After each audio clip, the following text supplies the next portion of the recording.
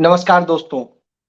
सत्य का मार्ग कितना कठिन होता है, इतना कठिन होता है कि अपने भी कई बार नाराज हो जाते हैं। बिल्कुल यही बात आज हो रही है।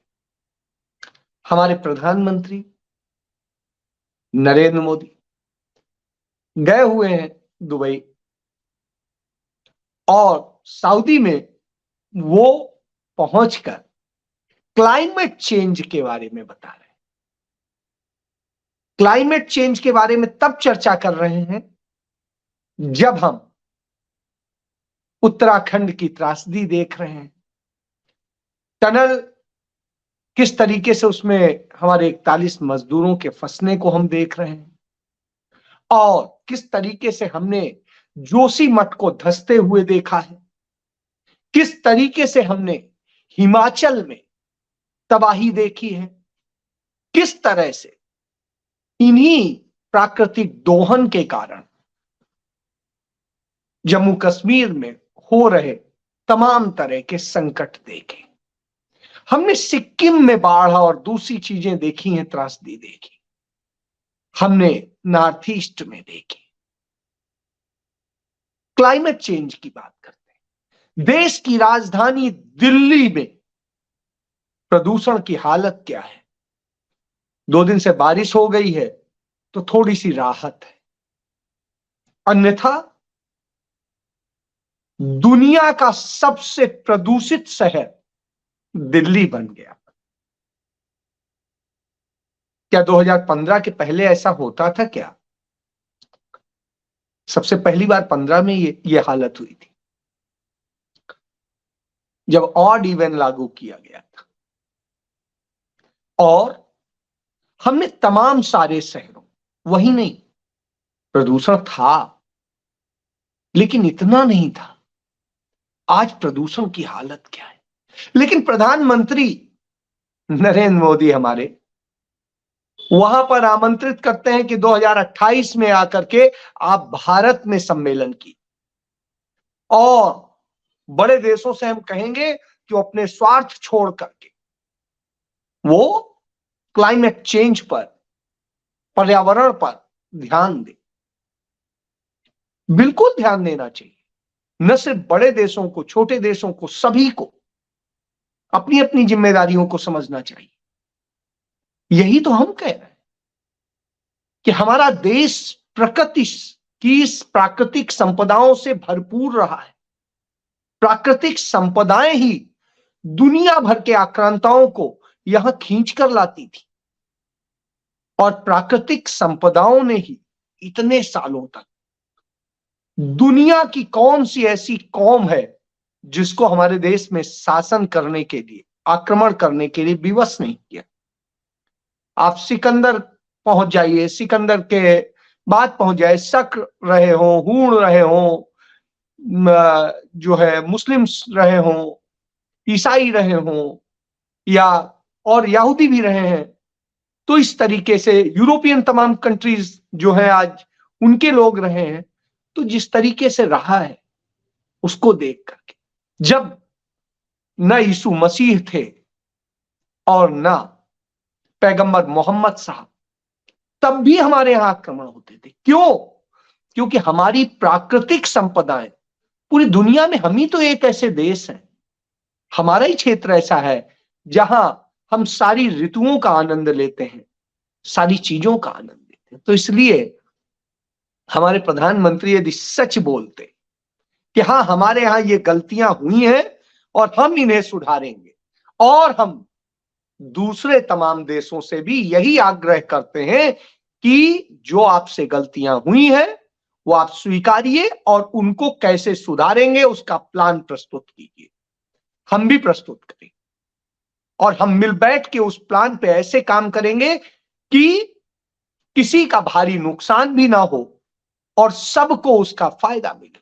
लेकिन होता उलट, वो सिर्फ अपनी वाहवाही, अपनी प्रचार, अपने उसमें लगे रहते हैं। वहां पर भी पहुंच के तमाम गुजराती समुदाय के लोगों और दूसरे तमाम सारे जो जाते हैं वहां पर, काम करने, उनका लाभ लेते हैं और वहां पर चंद लोगों के सामने नारे लगवा देते हैं कि साहब अब की बार 400 पार। तो कह दो उन लोगों से क्यों वहां नौकरी करने चले गए? 400 पार नहीं, पूरी पूरी सीटें दे देंगे, आइए यहां छोड़ के करिए आके। तब तो आपको कहेंगे कि नहीं हमें ऑप्शन नहीं मिल रहा इसलिए हम जा रहे हैं। तो साहब इस बात को भी समझना पड़ेगा कि इस देश के अंदर बेरोजगारी, मरघटी, जिस तरह के हालात हैं, जिस तरह से भुखमरी है, जिस तरीके से हालात लगातार बिगड़ रहे हैं। पहले आप 80 करोड़ को अनाज देते थे, फिर 81 करोड़ हुए, अब 81 करोड़ 35 लाख हो गए। यानी बढ़ रहे हैं भुखमरे, घट नहीं रहे हैं। यह दशा है इस देश की। इस दशा में लाके आपने छोड़ दिया है। चलिए छोड़िए इस पे बात करते हैं सापेक्ष में। राहुल गांधी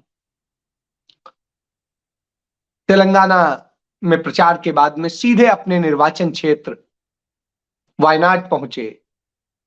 केरल के तमाम हिस्सों में, कोच्चि में और दूसरी जगह जा रहे हैं, एर्नाकुलम में जा रहे हैं और वहां पर जाके लोगों से मिल रहे हैं, लोगों से समझ रहे हैं, बातें कर रहे हैं और वो तमाम कार्यक्रमों में और तमाम सारे कल्याणकारी योजनाओं में शामिल हो रहे हैं, उनको शुरुआत करा रहे हैं, ये करा रहे हैं। ऐसे वक्त में वो एक कार्यक्रम में बोल रहे थे जहां पर पद्मनाभन साहब की पुस्तकों के बारे में, उनके साहित्य के बारे में चर्चा हो रही थी।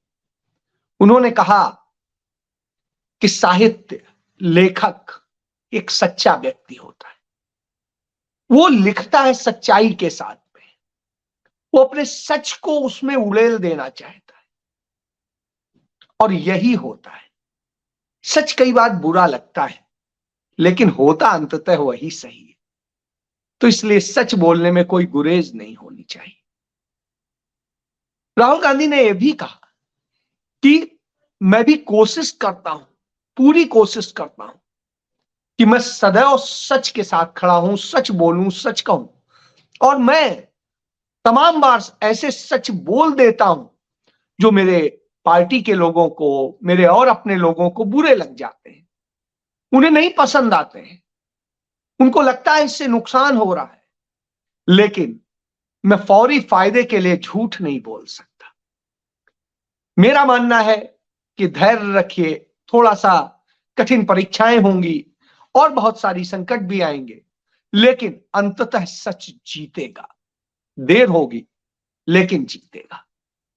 सच की लड़ाई आपको आपके बाद भी याद रखती है और झूठ बोलने वाले एक समय के बाद में जुमलेबाज कहलाते हैं, पनौती कहलाते हैं। ये मैं अपनी तरफ से कह रहा हूं। तो साहब राहुल गांधी ने वहां झूठे और सच्चे की पूरी तुलना करी। उन्होंने कहा कि सच बोलना कठिन जरूर है लेकिन मुश्किल नहीं। जब उन्होंने इसको बताया तो तमाम सारी चीजें उन्होंने बताई। किसी ने पूछा उनसे भारत जोड़ो यात्रा के दौरान कि आखिर आप यह भारत जोड़ो यात्रा कर क्यों रहे हैं, इसका क्या मकसद है? तब कहे हमारी चर्चा में ही एक शख्स आया, उसने चर्चा हुई और उसके बाद में उसने कहा आप जो कर रहे हैं वो मोहब्बत की दुकान खोल रहे हैं। और कहा वहीं से मुझे स्ट्राइक कि नफरत जब फैली हो चारों तरफ, हमारा देश प्यार मोहब्बत का रहा है, हमने विदेशियों तक को प्यार दिया, हमने आक्रांताओं तक को प्यार दिया। तो ऐसी स्थिति में हमारे इस देश के प्रेम करने वाले लोगों को नफरत कौन पिला रहा है? तो उस नफरत पे, तो क्या इस नफरत को खत्म करने के लिए, इस नफरत से लड़ने के लिए हमने सिर्फ अपने 20 साल के राजनीतिक कैरियर में एक ही चीज करी है, दूसरा कुछ नहीं, और वो है मोहब्बत की दुकान खोल रहे हैं। जहां होता है, जैसे होता है, संभव होता है, हम मोहब्बत की दुकान खोलते हैं और मोहब्बत बढ़ाते हैं, नफरत मिटाते हैं, क्योंकि नफरत खत्म करती है। आज वो चीजें जो राहुल गांधी ने कहीं हमें देखने को मिली उत्तराखंड में, यदि उन रेड टेक्नोलॉजी वाले लोगों ने जो माइंड टेक्नोलॉजी थी, उसके लोगों ने नफरत दिखाई होती तो शायद खेल दूसरा हो गया होता। बचते नहीं, बल्कि हमारे मजदूर इस दुनिया में नहीं होते। लेकिन उन्होंने जाति धर्म सबसे ऊपर उठ करके भारतीय होने का प्रमाण दिया। वो सच्चा भारतीय जो सच्चा होता है, और उन लोगों की जान बची। लेकिन झूठे उसमें अपना क्रेडिट लेते हैं, श्रेय लेते हैं। ठीक है, कोई बात नहीं, आप श्रेय लो, आप क्रेडिट लो, हम तो सच बोलते रहे। हम आपकी नफरत के बीच में ही मोहब्बत की के बीज बोने की कोशिश करेंगे। तो यह होता है। तो यही राहुल गांधी ने बताया। उन महिलाओं के बीच में गए, महिलाओं के सम्मेलन को उन्होंने संबोधित किया। उन्होंने कहा, मेरी बहुत इच्छा है, मैं कांग्रेस पार्टी से इसके लिए रिक्वेस्ट कर रहा हूं और कोशिश कर रहा हूं। मेरी कोशिश है कि आगे आने वाले 10 सालों में कांग्रेस के जितने मुख्यमंत्री हों, उनमें 50% महिलाएं हों। महिलाओं को तभी उनका हक मिलेगा। 50% महिलाओं को हक देने का मेरा अपना लक्ष्य, और मैं उस लक्ष्य को पूरा करना चाहता हूं। मैं इस देश में 50% महिलाओं को उन कुर्सियों में बराबरी का हक देना चाहता हूं। बहुत बड़ी बात कही। निश्चित रूप से हक मिलना चाहिए, हक किसी का नहीं मारा जाना चाहिए। यही बात तो है। जब से राहुल गांधी ने जातिगत जनगणना का मुद्दा उठाया है और राष्ट्रीय स्तर पर वो उनको हक दिलाने की बात करते हैं, उनको राजनीतिक रूप से सशक्त बनाने की बात करते हैं, उनको शिक्षित और अवेयर बनाने की बात करते हैं, तो तमाम सारे लोगों को तकलीफ होती है। मुझे आज भी याद आता है, नरेंद्र मोदी जब पहली बार प्रचार में आए थे और मैं उनकी रैली कवर करने गया था, तो उस रैली में उन्होंने कहा था, मैं पिछड़ी जात से आता हूं, मेरी जात नीच जात है, इसलिए लोग मुझसे घृणा करते हैं। मैंने भी कहा, हाँ भाई, तो हो सकता है इसीलिए घृणा करते हो। बहरहाल इसी तरीके से उन्होंने तमाम सारी चीजें बताई। उन्होंने बताया, मैं चाय वाला था। हालांकि मुझे जब वो 99 में जब मेरे से मिले थे, निजी तौर पे हम लोग 5-6 महीने एक जगह पर लगभग साथ ही रहे थे, तो उस दौरान उन्होंने कभी नहीं बताया था कि उन्होंने कभी चाय बेची या कभी कोई ऐसा किया किस तरह की। लेकिन चलिए, उन्होंने बताया था, मैं पढ़ लिख नहीं पाया, वो हुआ संघ में चला गया, वहां पे मुझे सुविधाएं मिल गई, कुछ काम नहीं करना पड़ा, आराम से मैं आगे बढ़ता रहा, मिलता रहा। फिर अपने मुझे सीखने का शौक था, मैं सीखता और आगे बढ़ता गया। तमाम नेताओं से उन्होंने बताया अपने रिश्ते, मुझे भी अच्छा लगा। लेकिन जब उन्होंने उस दिन बताया तो मैंने कहा, ये तो मुझे पता ही नहीं था। चलिए, हो सकता है नहीं पता हो। बहरहाल उसके बाद में जब उन्होंने ये सब चीजें कही तो हमें लगा कि ठीक है, इन लोगों के उत्थान के लिए कुछ करेंगे। जब वक्त आया, वो प्रधानमंत्री बने और तमाम पदों पे, तो हमने उम्मीद पाली कि हाँ, शायद उस दिशा में काम होगा। उनके जो घोषणा पत्र था उस पे बड़ा सारी अच्छी चीजें थी। मुझे लगा ये तो बहुत अच्छा सोच है। और साहब, आज जब मैं 9.5 साल बाद आपसे बात कर रहा हूं, तो उस घोषणा पत्र को जब मैं पढ़ता हूं, उनकी वेबसाइट पे उपलब्ध है, आप भी देखिएगा, तो पढ़ता हूं तो बड़ी दुख होता है। आप ये सोचिए, 96% उन्होंने वायदे पूरे ही नहीं किए। 96%, 96%, यानी 96% उनके घोषणा पत्र में झूठ था। आप चंद चीजें देख लीजिए, 2 करोड़ रोजगार हर साल, नारियों की सुरक्षा और सम्मान का बहुत हुआ, नारी परिवार अब की बार मोदी सरकार। उसके बाद में युवाओं के लिए और किसानों के लिए और पूर्व सैनिकों के लिए किस तरीके से योजनाओं की बात थी, सब नहीं हुआ। आज भी वो किसान भी बैठे, वो भी बैठे, सैनिक भी बैठे हैं, सब प्रोटेस्ट कर रहे हैं, कहना साहब क्या हुआ। उसके बाद में आप आई जिस तरह काला धन के लिए कहा और बहुत सारी चीजें, पेट्रोल इतना सस्ता हो जाएगा, गैस आपको इतनी सस्ती मिलने लगेगी, कुकिंग गैस। और कुकिंग गैस की बात करूं, चुनाव जैसे ही संपन्न हुआ, तुरंत कमर्शियल गैस पे आज 21 रुपया और बढ़ा दिया। पिछले महीने उसी पे 300 रुपया और बढ़ाया था, यानी टोटल 322 रुपया अब तक बढ़ चुका है सिर्फ 2 महीने में। 2 महीने में 322 रुपया कमर्शियल सिलेंडर पे बढ़ गया। जो लोग बाहर रहते हैं, होटल या किसी उसमें ढाबे पे या कहीं पे खाना खाते हैं, पकौड़ी बनाते हैं, अपना रोजगार करते हैं, तो उनके लिए बड़ा संकट हो गया।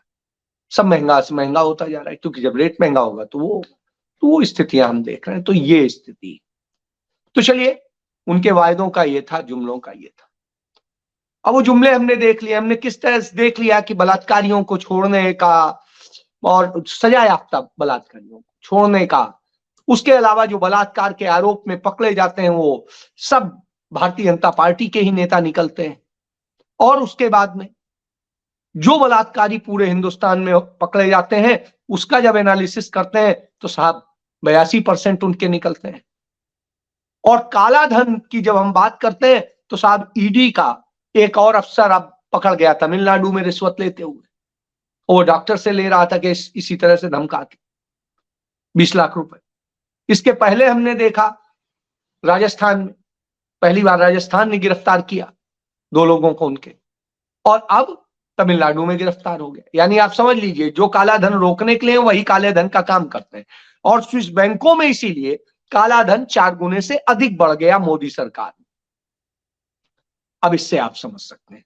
तो राहुल गांधी क्या कहते हैं? राहुल गांधी इसीलिए कहते हैं जातिगत जनगणना कराइए, सबको उनका अधिकार दीजिए, सबके साथ में मिलकर काम कीजिए, महिलाओं बच्चों सबको उनके राइट जो भी होते हैं वो मिलने चाहिए, राइट मिलने चाहिए, भीख नहीं।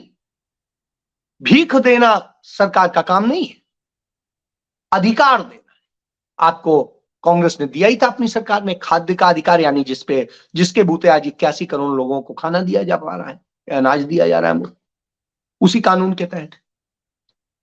सूचना का अधिकार, शिक्षा का अधिकार, क्या क्या अधिकार दिए, जिसके कारण आज प्रधानमंत्री जिस योजना को लेकर के तमाम शोर मचाते हैं कि वो आयुष्मान कार्ड, आयुष्मान कार्ड।